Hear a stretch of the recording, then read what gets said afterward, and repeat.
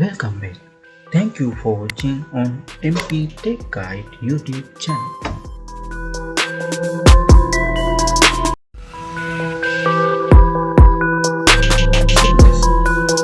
ඔයාලා සාදරයෙන් පිළිගන්නවා MP Tech Guide YouTube channel එකට. අද මම ඔයාලට කියලා දෙන්නේ Windows වල services open වෙන්නේ නැත්නම් කොහොමද අපි ඒක open කරගන්නේ කියලා. දැන් අපි බලමු ඉස්සෙල්ලාම error එක open service click කරුවට open වෙන්නේ නැහැ. open එක close. අපි කොහොමද මේ open service කියන එක open කරගන්න මොකක්ද අපි කරන්න ඕන?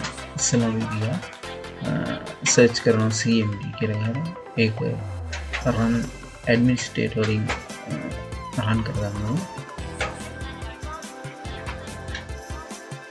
ඊට පස්සේ අපි ඒකේ type කරනවා sfc-scan now කියලා.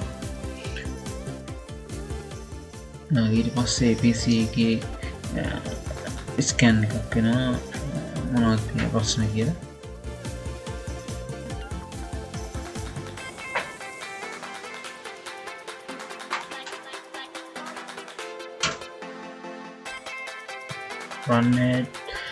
run administrator දුන්නාට පස්සේ එන window එකේ Windows 32 දාට අපි type කරන්න ඕනේ sfc-scan now කියලා.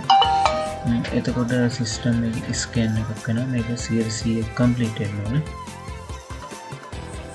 අපි බලමු 100% complete වුණාට පස්සේ open service එහෙම නැත්නම් Windows services open කරගන්න අපිට පුළුවන් වෙයිද බැරිද කියලා.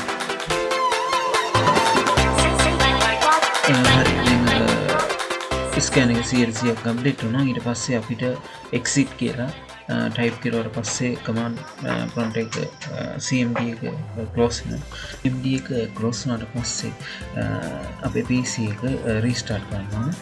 restart වෙලා ආය PC එක on වුණාට පස්සේ task schedule වලට ගිහිල්ලා අපි බලමු open service open වෙනවද නැද්ද කියලා. ඊට පස්සේ අපි task schedules වලට ගිහිල්ලා open service ටික කරලා බලමු. හරි services open වෙනවා. මට Windows update disable කරන්න අවශ්‍ය නැතිද ඒකට services open කරනකොට තමයි මේක ආවේ.